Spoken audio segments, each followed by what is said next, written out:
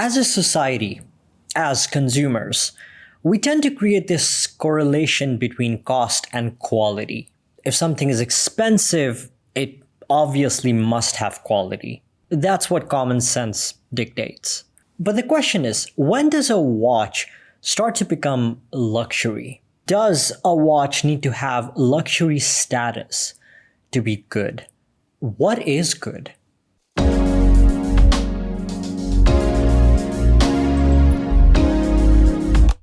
A lot of people, when they're getting into watches, or not necessarily getting into watches as a hobby, but they want to buy a nice watch, there's always this question: how much do I have to pay for a watch to be luxury? Is it just about the brand? Is it about the watchmaking? Is it about the heritage? And I think the biggest question is, do luxury watches equate to value for money? So here's what I've done. I've divided all watches into 5 categories. I'm going to start with the most affordable and then gradually go up from there. By the way, if you haven't, do me a favor and hit that subscribe button. Really hoping to get to 10,000 subscribers by end of this year. So let's make it happen. So the first category is entry-level, low-quality watches. This is the bottom of the barrel. Fashion brands, fake watches, cutting out the middleman type stuff. Some are extremely terrible and some are slightly better. But more or less, all of these are essentially disposable. And some of these brands have improved over the last few years, but most of them still remain extremely low quality in terms of watchmaking, but they've set extremely high profit margins. So you're still paying a lot of money, but the watch quality is crap. The second category is entry-level quality. This is where it starts to get interesting. This is where you start to get into Seiko. You start to get into brands like Timex, Orient, Casio. And this is where you get a lot of value for money. These are brands that have a history of watchmaking. They don't sell clothes and handbags and then also accessories, including watches. They specialize only in watchmaking, or they have at least a separate division that's focused completely on watchmaking. I'm talking about Casio, of course. They have heritage. They have innovated in the world of watches. They are a gateway into proper watchmaking.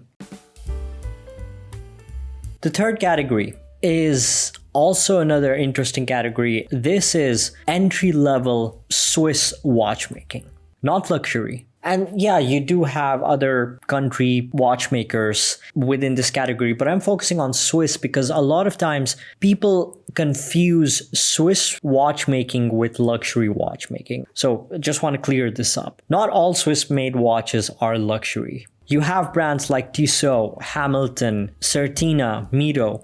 A lot of these have proper heritage. They follow Swiss standards. It's still going to have a reputable quality, especially with these brands like Tissot and Hamilton. These are very old brands and they have done a lot for the watch industry.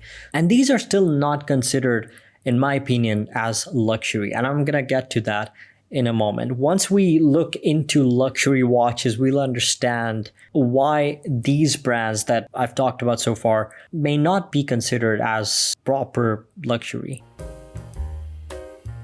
Then you have entry-level luxury. This is where it starts to get a bit confusing. This is where the debate starts. Just to kind of differentiate between high-end luxury and attainable luxury, I'm just calling this entry-level luxury. Watches that fall under this category are still offering high value for what you get in terms of the movements, in terms of finishing, in terms of the brand's heritage. On the lower end of the spectrum, you have brands like Longines and Oris.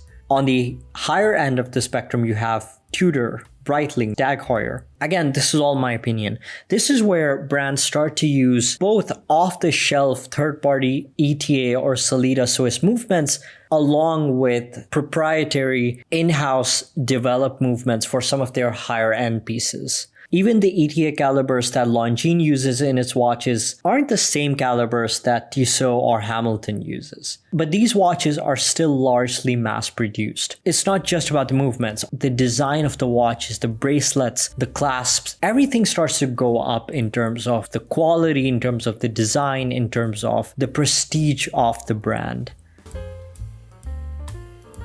And then you have the fifth and final category. I'm just kind of simplifying it, oversimplifying it, and just calling this luxury. The value of true luxury watches doesn't lie in what you get per dollar amount. You don't buy a watch from this brand because it makes logical sense. You buy it because it's an aspirational piece. It's purely an emotional purchase. When it comes to luxury watches, brands tend to go the extra mile just to add that additional pizzazz. This is where they start to over-engineer. They stop mass producing their watches and instead add an extensive human touch to certain stages of watchmaking. You start to have things like a guilloche pattern on a dial that's been created by a man sitting behind more than a century-old rose engine lathe, painstakingly creating those engravings, essentially by hand. You get hand finishing on the cases and hand beveling on each of the tiny bridges of the movement. The movements at this point aren't simply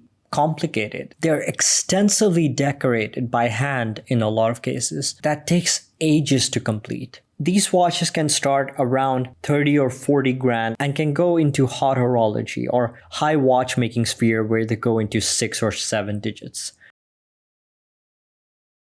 A lot of brands overlap between these categories, between multiple categories. For example, Seiko. A Seiko can cost you $100, but then you can also get a Seiko with spring drive movement for around $6,000. I'm not even talking about Grand Seiko or Crador. I'm talking about just Seiko. Rolex, while originally developed as a good quality everyday tool watch, has been overhyped into oblivion and has reached the status of impossible to get luxury even though they are mass-produced, machine-finished watches.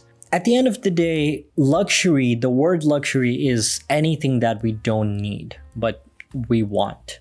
So enjoy what you can afford after fulfilling your commitment to your health, your family. Wife rolling her eyes at me as I say that. So let me know whether you agree or disagree with this whole thing. Drop a like if you haven't. Don't forget to subscribe and hit that notification bell. Thanks for watching, and I'll see you in the next one.